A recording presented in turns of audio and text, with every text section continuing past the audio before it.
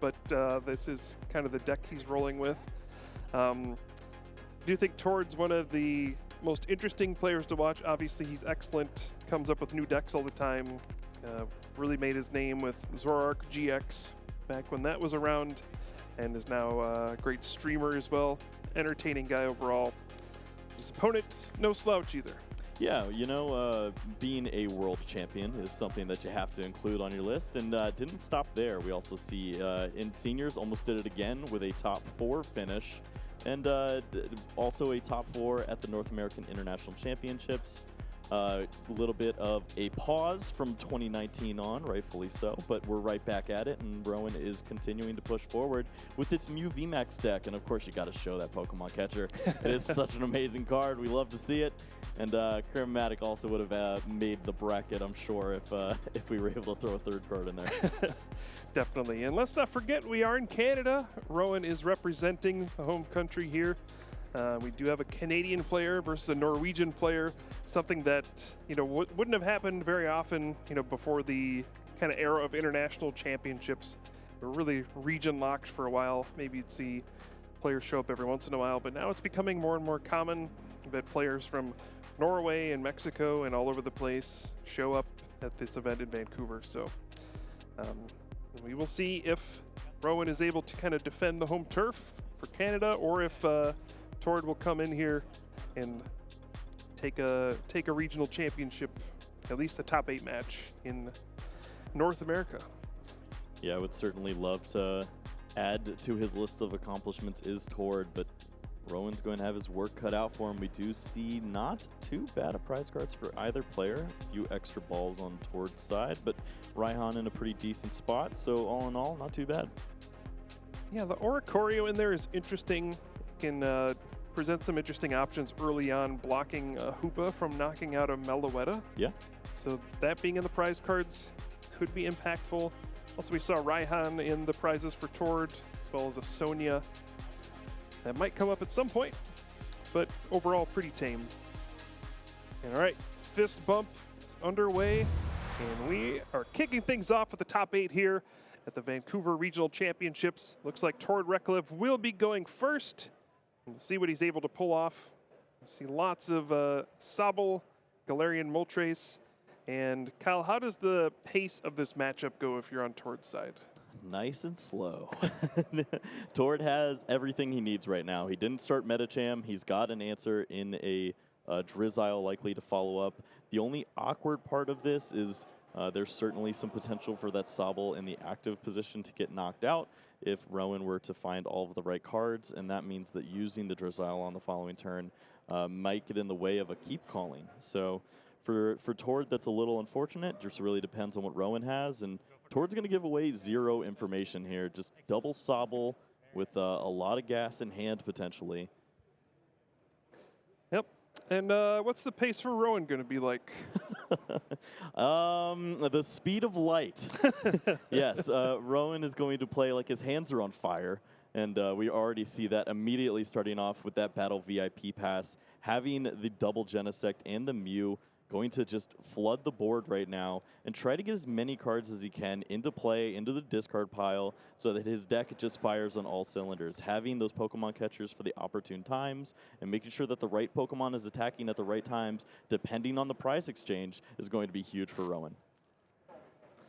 Now, I know we talk a lot about kind of this sequence you attack with Pokemon, and it can be really awkward against a Galarian Moltres deck, because they do more damage for each prize card you've taken. Yeah. So is there some kind of order you would prefer to attack with Pokemon in? Are you leading in with Meloetta? Are you leading in with Mew VMAX? What's your goal here? Yeah, I think that starting with the Mew VMAX seems to be pretty opportune, especially if you're only going after 1 or 2 prize cards. Moltres really can't hit the right numbers. It would need a choice belt in combination with another damage amplifier like a Galarian Zigzagoon. Huge draw from Rowan. Hits the Ultra Ball off the 1 card from the Rose Tower. That hand was almost completely dead. If there would have been another energy card or something, we would have just seen a pass at the turn. But Ultra Ball lets you discard those 2 cards, get down to a 0 card hand, and then Fusion Strike system back up. Yeah. Sorry to cut you off, No, Kyle, you're but good. That's like the absolute perfect card. That's that's when we have to give some mention to that. And it's going to really start leading to one of those turns that I was talking about, just being able to get this perfect setup. Interesting to see not going for the third Genesect here. Maybe feels comfortable, just the fact that he hasn't used any of the Fusion Strike systems just yet. yeah, good point. And we'll see the first one draw 4 cards, though. There are 4 Fusion Strike Pokemon in play, 0 cards in hand, so you draw till you have 4, and that means 4 cards. Not a bad deal. Yeah, I think this this Mew definitely is a nod towards what I was hinting at earlier with if you get to that second prize and the Galarian Moltres isn't able to take a knockout, having that extra Mew there means that you open up Psychic Leap, and Psychic Leap is a great way for you to not only remove the damage that would have been on your Mew VMAX, but just not have that 3-prize Pokemon in play. And there we see the Elisa's Sparkle searching your deck for, well, you choose 2 of your Pokemon, and then you get to search your deck for a Fusion Strike Energy and attach it 1 to each of them. So this is a perfect start for Rowan. Yeah, leading off with the Mew V, you can Psychic Leap, which is enough to knock out a Sobble. And, you know, we're this deep in the format, you can kind of know that there's really nothing in the Urshifu deck that can respond with a knockout to a Mew V after I've only taken 1 prize card. And yeah, like you said, then your Mew VMAX on the next turn is probably safe, and then you have to start getting tricky with how you get your knockouts. Yeah, and Rowan is a talented player. He's going to understand exactly how that works, and just trying to make it so that Tord isn't ever able to take that 3rd prize. That 3-prize Pokemon knockout can be so detrimental. You got to have the numbers lined up for yourself, and Tord's going to avoid playing those Pokemon V unless he sees a really opportune time for it. Yeah, this is where I've seen some players use the Galarian Moltres V as, you know, there's some situations sometimes where it's really awkward and there's no good attacker in these opening turns against a Mew VMAX deck. Usually for that, you do need Raihan. You have the Galarian Moltres V use its ability to get a Darkness Energy from the discard and attach it to itself. You Raihan the second energy, then you attach the 3rd one. We know the Raihan is in the prize cards for Tord, so there's no opportunity here for this easy response knockout that he could potentially set up. So with that in mind, what's your plan if you're Tord? Do you just try to establish more Sobble? Do you try to chip in with a Hoopa? What's your best plan to try to get something going? Yeah, when you see the choice belt at the front, you immediately start thinking, is there actually some Moltres plays here? Because 20 plus 50 plus 30 more, you can get to that 200 mark. And there's the Sonia as well that can search for 2 basic energy cards, so we can see the 2 Darkness Energy. Seen Tord, I think, loves this card more than most. Usually see 2 copies of this card in a lot of his deck lists. A lot of people may be playing 1. It's you know, kind of a throwback to the old Roseanne's Research, but actually slightly less flexible because you have to choose Pokemon or basic energy cards. But right here, it's a single trainer card that lets you get 2 Darkness Energy, and it gives you more flexibility to set up these combos. I wonder if she reminds him of Bridget in some way. It's a card that's near and dear to Tord's heart. So I think you're right, Kyle. With the Choice Belt in hand already, getting the 2 Darkness Energy from the Sonia, got the Moltres in hand. I think a Scoop Up Net. Yeah, I think Tord has pieced together a way to get a quick knockout. And if you're Rowan, you're just kind of hoping that this doesn't happen. It is hard to pull this off early on in the game. It's not impossible. Obviously, it's happening right here. But it is a lot of cards to ask for in the early goings, especially since Tord was just left with 1 Sobble. Yeah. This is kind of what this deck can do. It almost plays possum in a way where it's like, oh, look, all I have is a Sobble. Oh, by the way, I just knocked out your movie. Yeah, and I said that Tord was going to play at a snail's pace, but sure enough, he found a beautiful answer in this Mew V, and you have to take opportunities like this. This is without any Pokemon V in play at all, just going to be playing this single prize game and taking 2 prize cards. And look at that, it's an Ultra Ball and a Raihan. Are you kidding me? This doesn't get any better. Yep, not bad. So yeah, got to be a disappointing turn if you're Rowan. The Mew V does go down. The math works out just right. You know, you got the 20 base damage from Fiery Wrath, plus 50 for 1 prize card taken, plus 30 for the Choice Belt. We do see a Cramomatic. I think that was a Tails. Yep, gonna keep track over here for him. But long story short, the damage gets to 100, multiplied by 2, 200 damage for a knockout. And it is tough to lose those Fusion Strike energies early on. Basically, just completely negates what Meloetta is capable of, and using that Melodious Echo, getting a nice copy off. Instead, we see double Power Tablet, and you start thinking, is this going to be some Psychic Leap stuff? Am I just getting rid of cards in my hand? How does this turn into a knockout that feels comfortable? Yep, so Rowan just went for the Fusion Strike system for one card. There was an Ultra Ball, but one card didn't want to really get rid of or commit to attaching quite yet, the double turbo energy. So off the one card, draws another Ultra Ball, is able to thin the hand down, use another Fusion Strike system. I think a lot of people have seen this dance several times by now. And yeah, another Fusion Strike energy is drawn. So that'll cut off any Elisa's Sparkle plays. We know there's 2 in the discard, 1 on the active, and the 4th Fusion Strike energy in hand. So I don't think we'll see Meloetta attacking this game. It's probably going to be mostly Mew V, Mew VMAX for the rest of the way. And we'll see if Rowan can just string together attacks. Usually the problem in the matchup is not knocking out the opposing player's Pokemon. It's you losing the prize race because you're using Pokemon V and VMAX and they're not. Yeah, so the fact that the double turbo energy doesn't come down right now is actually pretty important. This means that with the double power tablet, there is the Psychic Leap option for the knockout here. Cram-O-Matic is going to hit head, so that means this turn is going to continue on. And at least we can see the Galarian Moltres likely getting knocked out, but this also opens up a play where these energies can get shuffled back to maybe we do see the Elisa Sparkle start to do something later on. All right, we'll see how aggressive Rowan wants to be with using Psychic Leap again. This is a situation where you can Psychic Leap throw up the Genesect. Since you've only taken 2 prize cards, there's not really any threat of the Genesect getting knocked out. Yeah. These are little games you have to play to try to find ways to take knockouts while denying your opponent knockouts. It can be really tricky at times, especially when there's so many things you have to play around. So yeah, still selecting the card from the Cram-O-Matic. Looks like that may have been a Mew VMAX.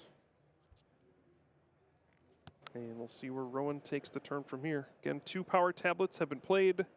That is plus 60 damage. So pretty much any attack at this point will knock out the Galarian Moltres.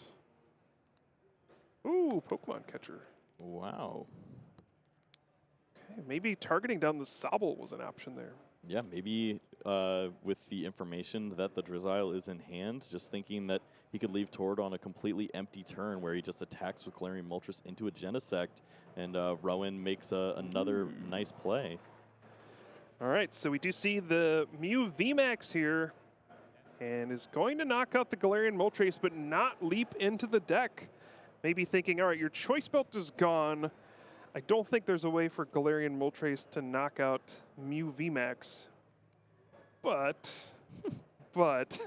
Tord does also play the Galarian Moltres V. And we know he got an Ultra Ball and a Raihan off of the prize cards. Yeah.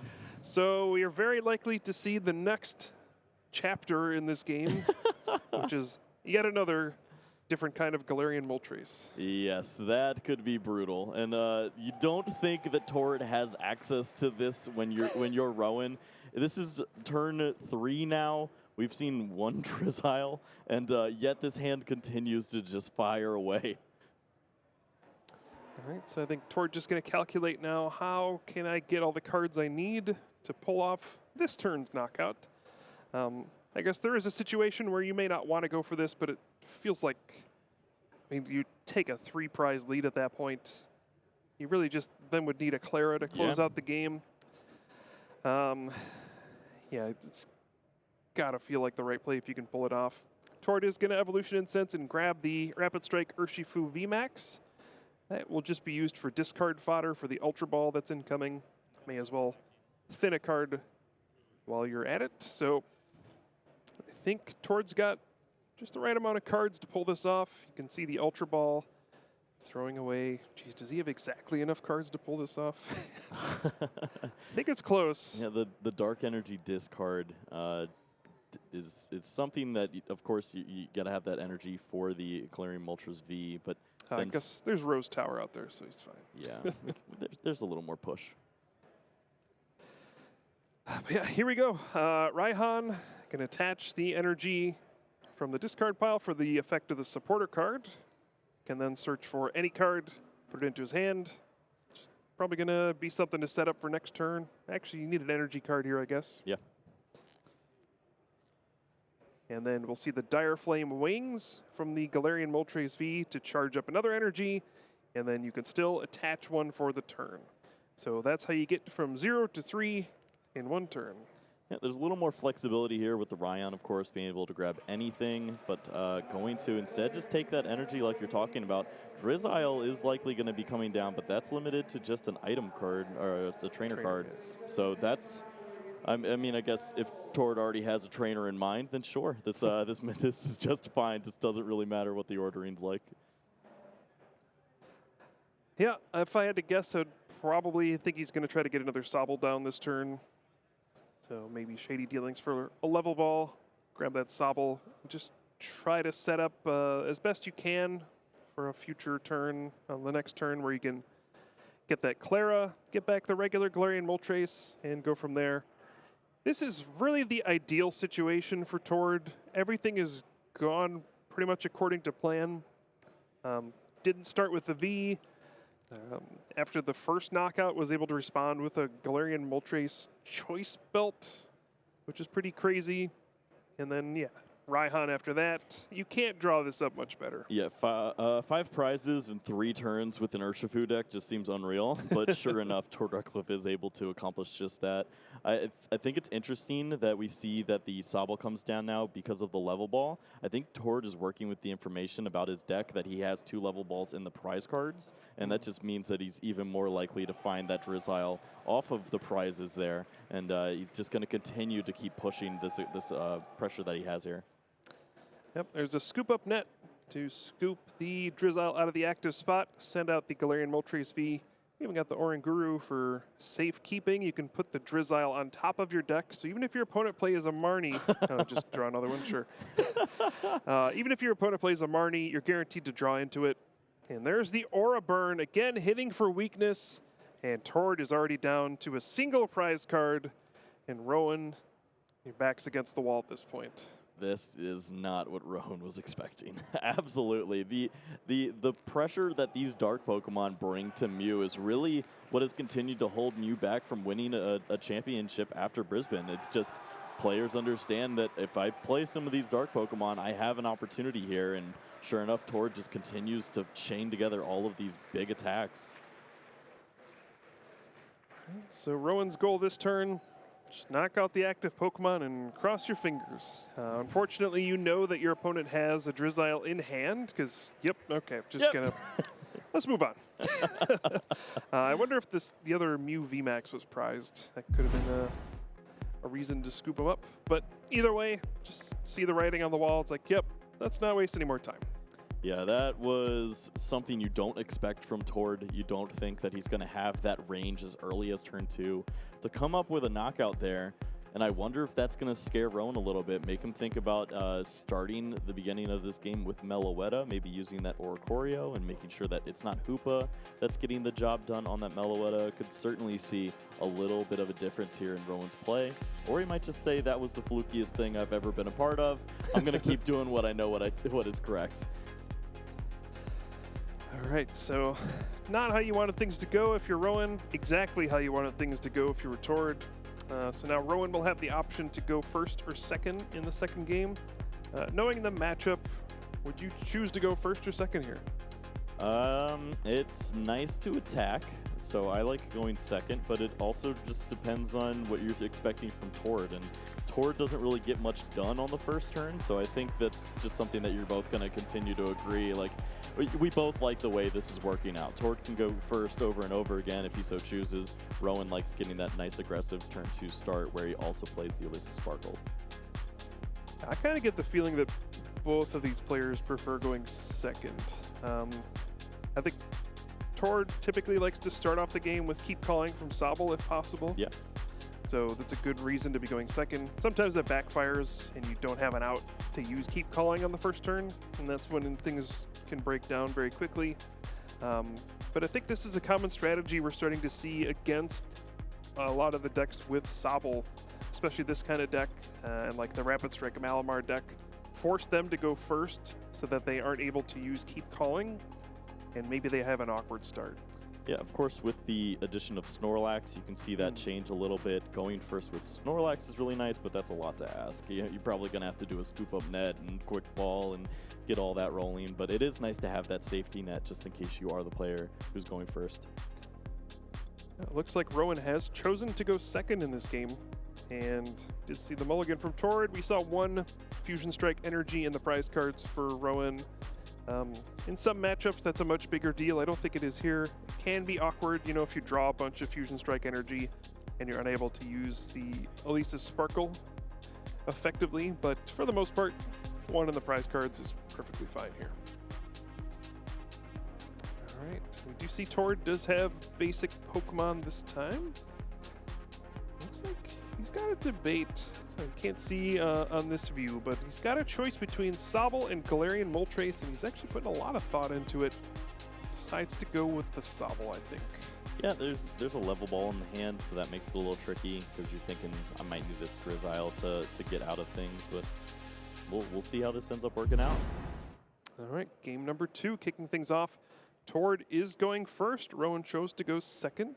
So that means no supporter card and no attack for the player who goes first. Torrid will be limited to just, you know, items, stadiums, and energy cards. And basic Pokemon, I suppose. Those are good. And so, yeah, you look at this hand and maybe figure out, is there a way to get Snorlax in the active spot to Gormandize? If there's no energy, then the answer is no. If there's no scoop up net as well. Basically, you need a way to get Snorlax and a way to move Sobble. And then it's just a question of how many Sobble are you able to get down, because Inteleon is definitely the core of this deck. We saw it in the last game, just being able to use Shady Dealings, search out the specific cards you need for any given scenario. That's how this deck works. It's very reactive. You're trying to see what your opponent is doing and counter it the best way you can. Yeah, we aren't seeing very much here from the opening hand from Torrid. This quick ball probably going to end up with a Sobble and then just hold the level ball, look for a Drizzile on the following turn. There are cards like Peonia where maybe you can find something out of your prizes. We see him looking very intently through the deck, trying to figure out what exactly those cards are. So maybe you do just draw into 3 pretty decent cards out of your prizes and manipulate a decent second turn. Yeah, Torrid looking at the Oranguru, perhaps some Primate Wisdom, try to dig a card deeper. One good trick with this card is, you know, the ability is you swap the top card of your deck with a card in your hand. So if you have a card you don't want, you put it on top of your deck, and then if you have another card that shuffles your deck, like a level ball, for example, you know, you put the bad card on top of your deck, and then you shuffle, and then you are at least much less likely to draw that card on the next turn. It's still possible, but at least now you know there's a random card on top of your deck instead of a bad one.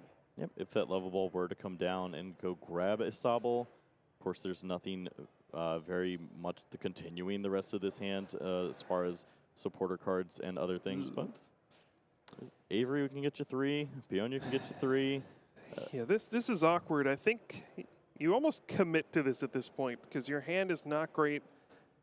Would have loved to find another Sobble so that you could hold the level ball and find a Drizzile on the next turn. But because you went down this route and you know you put a Pal Pad on top of your deck, you now pretty much need to shuffle your deck and you need to get another Sobble down. So the next turn's going to be scary for Torrid, I think. Right now it's not looking great. There's like an Avery and a Peonia. Nothing really powerful, no great resources. But hey, you tend to have a little bit more time in this matchup. Yeah, if Avery is the play, just depending on the size of the bench that Rowan brings out, then of course 3 cards can draw into something relevant. The Peonia could be interesting if Torrid is working with full information from his deck. He understands that there's an Evolution Instance and a Drizzile in the prize cards. Unfortunately, they're the top prize cards, so he would probably not see them and be very sad off of Peonia. Rowan taking a look at the opening hand, trying to figure out the best way to sequence things. I didn't see anything like a Battle VIP pass this game. I think there was an Ultra Ball, but right now only one Pokemon in play. So even if you were to Ultra Ball for a Genesect V, there's really not much you can do in terms of draw power. You really need to get a bunch of basic Pokemon into play early to take full advantage of this Fusion Strike core. Genesect V, of course, being the thing that powers it all up with the Fusion Strike system. And let's see. We see Rowan contemplating between a Mew and a Meloetta here. I wonder if we're just going to have to see the energy mix from Mew V. Yeah, none of these are getting towards cards. Fusion Strike system is usually how this works, and this gets scary if you do not get a nice accelerated opening turn. If you do not get through the deck, you start to see a lot of dead slots in those Battle VIP passes and all those other cards that you just don't work through early on. Finding Cram-O-Matic when you don't have item cards can be so awkward, and sure enough, this is going to be a mix. Okay, well, Tord's going to be feeling a little bit better now. Well, I don't know if it's an Avery turn now. There's not a lot going on Rowan's side. All right, so now we know that the top card of Tord's deck is random. He shuffled after using Primate Wisdom. So he'll have at least that top card plus the Primate Wisdom, and then there are those two supporter cards he has access to, but would love to find a Drizzile this turn, of course. Yeah. Rapid Strike Urshifu V.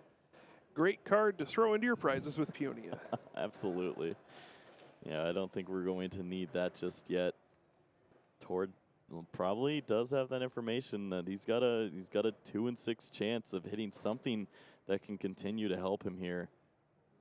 I don't think we're gonna see the right cards though. Ooh, we'll find out. Nope. Oh, no way. He says, are you kidding me? This is when you look at the 3 cards you took and you're like, I'll take the other ones. I would even just take 2 of the other ones like that. I'll take a discount. I guess this isn't the worst. Did find an energy, so keep calling can do stuff. There's an Octillery if you want to go for the Remoraid there, but is that a card that really gets you very far? You're trying to use your Dark Pokemon, and it doesn't really search all that out for you. So, yeah, I guess anything helps. You know, being able to thin out a card makes it more likely that you draw the good cards. So I could certainly see that. We will see. Nope, Octillery goes right back. Now you see the 6 prize cards, and at least now Tord knows if he takes a prize card, don't take the bottom 2 in the middle left. Go to the tippy top. There's some nice stuff waiting for you. Okay, we still haven't seen Primate Wisdom, so we'll see that next. Yeah, could you imagine Quick Ball or Snorlax here or something like that? Just Level Ball, Evolution Incense, Drizzile, those are all good ones. Yeah. Don't need that Inteleon just yet. Monkey says, no, it's back. It's back. God, I just threw that one back. And again, because you've used this, you now very desperately want to shuffle your deck. So you can use Keep Calling, search your deck for a couple Sobble, and shuffle your deck. And hopefully you don't see the Inteleon next turn. You see maybe a little smaller, a Drizzile instead. That would be nice. And you've got that Avery to at least draw a couple more cards. Sure enough, we do see Remoraid hanging out. May as well. Come on down, fishy. There's the fish, yes. Here's some chatter at the table. Both these players are in good spirits. Yep. 2 of Tord's favorite Pokemon, Fish and Monkey, on the board. All right. Keep Calling. Just grab those 3 basic Rapid Strike Pokemon. Go directly to the bench. And now maybe Rowan breathing a sigh of relief. You know, after that uneventful first turn for Rowan, Tord follows up with an uneventful turn of his own. But you never know what's going to come out of this Rapid Strike Urshifu deck. You know, they can go from nothing to, oh, I found a Drizzile. Oh, I found every card I need, to getting a knockout very quickly. Oh, hey, a Genesect. Oh boy, this is so weird. We're gonna have to see the double turbo come down in order to just draw one card. There's a Cram-O-Matic in hand, but no item card to go with it.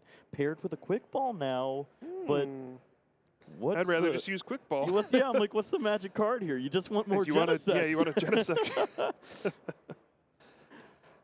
All right, one Genesect turns into 2. The number of Fusion Strike Pokemon is increased from 3 to 4. So this Fusion Strike system will be way better. It might even find a Genesect.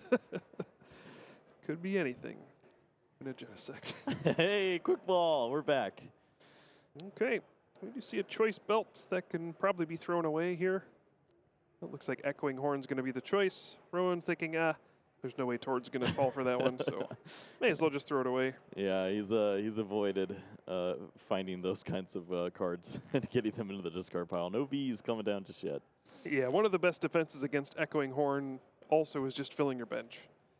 You could just, if you put a bunch of single prize Pokemon on your bench, your opponent can't Echoing Horn Pokemon V onto it, so. Rowan, understanding who he's up against, says, you know what?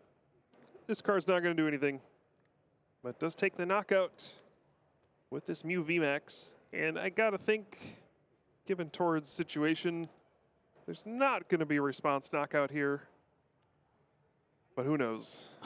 This guy pulls off a lot of miracles. I don't know if it's possible, to be quite honest. From this hand, there's no way. It is not the hand to work with. I think we're going to see the Avery. So it's draw 3 cards, and then if you drew any cards, your opponent discards down to 3 benched Pokemon. So Rowan trying to figure out which Pokemon to throw away. Wow, decides to throw away a Genesect. Yep, I think that's right, just depending on what your counts are left in the deck. Finding more Genesects usually a little easier to do than Mew. Of course, there is the crystal that's played in the deck, so sometimes can sneak that Mew back in. Yeah, Rowan actually playing a 4-2 line of Mew VMAX, so 4 Mew V, 4 Genesect V, but deciding to value the extra Mew V in play. Might have a plan to get the second Mew V Max down and avoid that 2-prize Mew knockout from the Galarian Moltres. Oh, by the way, Tord did draw a level ball. So now things are going to start to get in motion with this engine. 1 level ball leads to a Drizzile, leads to Shady Dealings, and then we go from there. Search for a trainer card. You can do things like grab a level ball for another Drizzile, which grabs an Evolution Incense for the following turn, and that's all it takes. Now, on the next turn, we'll start to see a lot more things happening on Tord's side. Yep, some good old classic Urshifu, Drizzile chaining, but it's correct in this instance. You got to have the opportunities to get down those Inteleon and really start to get extra pieces here once your opponent is taking that second prize card. It opens up a lot of different avenues. So Evolution Incense is the choice off of the Shady Dealings. This is certainly going to be a card for next turn to probably Evolution Incense for an Inteleon for Shady Dealings, the big one that gets 2 trainer cards. And yeah, that's what this deck is all about, just planning out your turns as far in advance as you can. Again, in this matchup, you can't afford to fall behind a couple prize cards. I think 3 is probably the limit. So right now, Tord's still feeling very comfortable. Has been in this situation probably many, many times. And just trying to set things up for future turns. We won't see any offense from him this turn. And then he'll probably be back on Rowan to figure out what's next. Yep, wisely seeing the Evolution Incense go on top in case of that one of Marnie that we see Mew players having sneaking into play here. You can start to see the pieces of the puzzle working out for Tord here. If this Remoraid were the Pokemon to fall, then you start to see that there's 2 prizes taken here. You can see the Galarian Moltres come down with that choice belt. Maybe you see a quick shooting, and then things really start to roll. So, quick shooting doesn't work because there's a Fusion Strike. Yep. Yeah, this Mew VMAX is probably safe, but you could have the Galarian Moltres V again. That's a good card too. Yeah, the Raihan is available. There is a Dark Energy in the hand, so maybe you can find a way to quick ball that and find the Galarian Moltres. So Galarian Moltres V. Sorry, let me take that back. You can quick shooting a Pokemon that has a Fusion Strike energy. It just won't do anything. Yeah, been there before. All right. Big tails on the Cramomatic. Probably see the Rose Tower. Nope, we're going to see the Genesect V. Draw up to 4 cards now. Card you love to see on turn 3, Battle VIP Pass. Great card to discard to Ultra Ball. So yeah, Rowan just trying to figure out the best plan here. Probably see another Genesect V off of this Ultra Ball and continue drawing through the deck and figuring out what attack that should be used this turn. Could also see things like, will there be an Elisa Sparkle this turn? Will we start to see things like Boss's Orders and Pokemon Catcher, maybe even Escape Rope, maybe trying to go after some Pokemon that are a little more important than the Remoraid. Yeah, just trying to find the right cards here to get that going. I think we see another Cramomatic, so potentially that could be opening up some doorways here. I think the Boss's Orders does make a lot of sense here, potentially taking out a card like Drizzile and limiting your opponent to not having some of those additional options with the Inteleon line. All right, we'll see what Rowan has lined up here. There's a Pokemon Catcher in hand. The legendary Pokemon Catcher that catapulted Rowan into the top 8. It's a coin flip either way if you Cramomatic or Pokemon Catcher. Yeah. Not sure if there's a different card you're hunting for. I mean, you could go grab a... Yeah, it doesn't make sense if you just go for Boss's Orders. It's the same thing. I guess this way you thin a card down, but you've already played both Genesects. Maybe you're thinking Rose Tower can get you one step closer, but you'd have to have a playable card in the hand.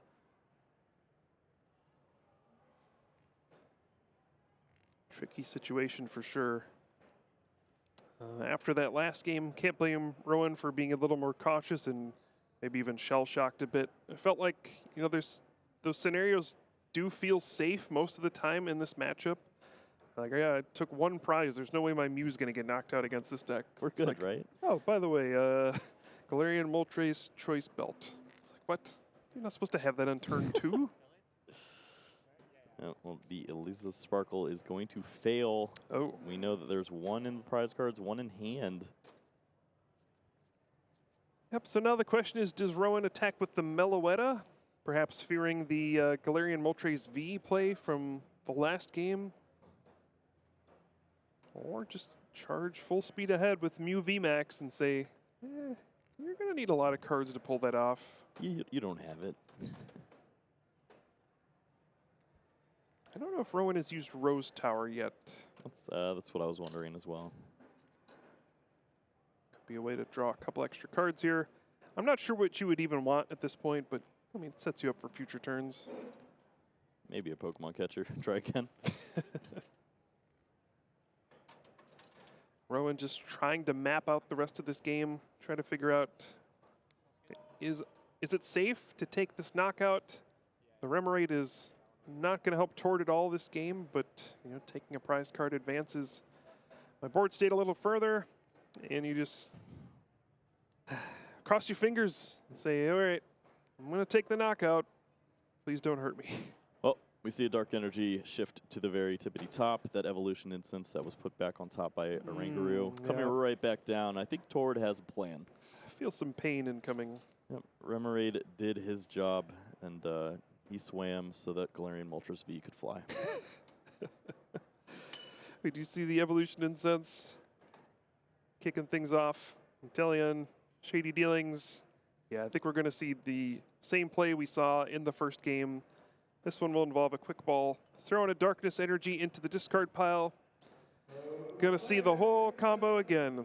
Galarian Moltres V using Dire Flame Wings, Raihan attaching the second energy, then manual attach for the third energy.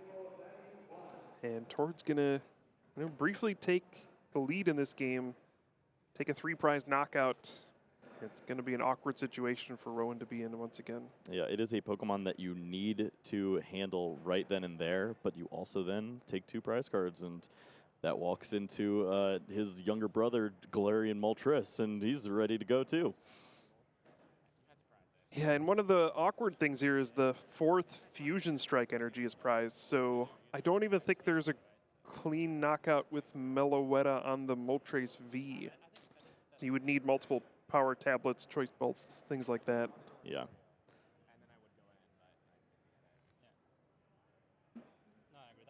So we're going to see the combo once again. Tord chose an Ultra Ball over Quick Ball. Since he had extra cards to throw away, may as well thin cards out the best you can. Already seen the Echoing Horn down too. Yep. That's when the second one comes in, Kyle. Oh no, the fabled second one. Bakari did have to play against 1 with 2 earlier on. He was Nobody expects the second one. He did. He threw all the cards down so that he could fill his bench, and the guy's like, "Are you kidding? Oh. Did you? How did you know?" Doesn't hurt to play around it. All right, there we see it. The Dire Flame Wings, the Raihan.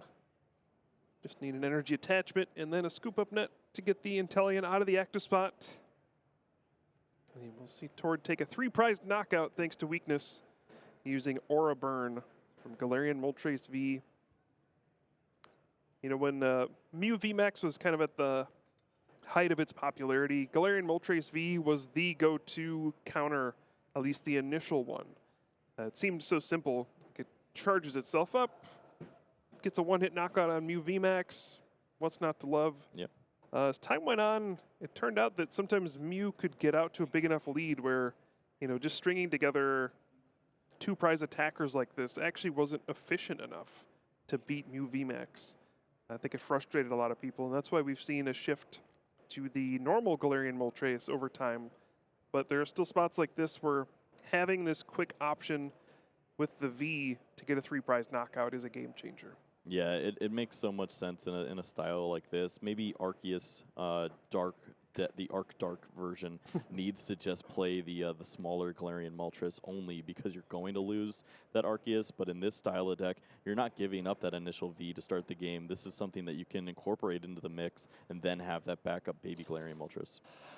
Yeah, and it's interesting because a lot of people at EUIC were not playing the V in their deck, but Gustavo Wada was, and he ended up going on to win the event, largely in part to the Galarian Moltres V being a helpful attacker in many matchups. And ever since then, I've seen a lot more Galarian Moltres V in these decks. It's like, oh yeah, why weren't we playing that? It is a good card.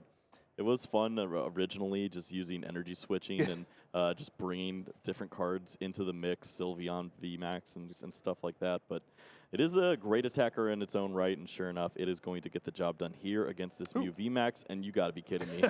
There's a backup ready to go already. Okay. That's intimidating. Don't talk to me or my son. Ever again. Ever again.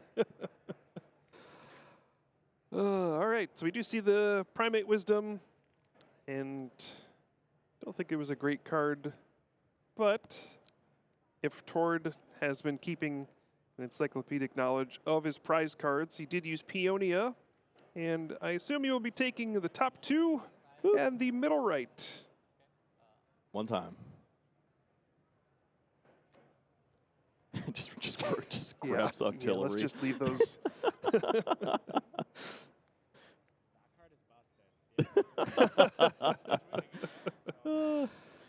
Rowan just said that card is busted. Yeah, he's just acknowledging that Tord has a Marnie defense there with the Primate Wisdom, putting a good card on top so that, you know, if Rowan Marnies, you don't shuffle the deck.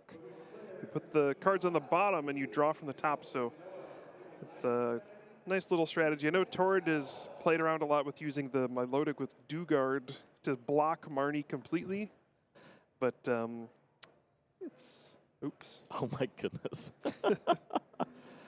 But it's 2 cards, it's a 1/1 line. Phoebus is a 30 HP Pokemon. It's hard to justify fitting that in there, and Oranguru is a nice basic Pokemon, middle of the road option that kind of provides the Marnie defense you need. Yeah, that's a little too outside of the box for me. I'm liking the monkey strats. Well, This is awful. this is not good for Rowan. We're going to see a Melodious Echo for 170, which is not enough for a knockout here. Drew multiple Battle VIP passes, a Mew V, just all terrible cards. And unfortunately for Rowan, things are looking like they're going toward Reklev's way. Now, there's enough damage where if Tord uses Aura Burn, knocks itself out, but Rowan says, you know what? Yeah.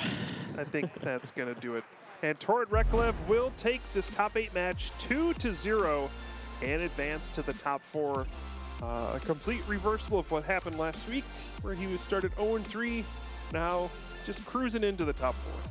Yeah, we're used to seeing Tord in positions like this. It's fun to see him using a deck that focuses on a counter strategy and just having answers to everything. And sure enough, always able to piece together those opportunities, finding ways with the Oranguru and the Inteleon line to just continue to find answers, and they come out of nowhere. It's wild.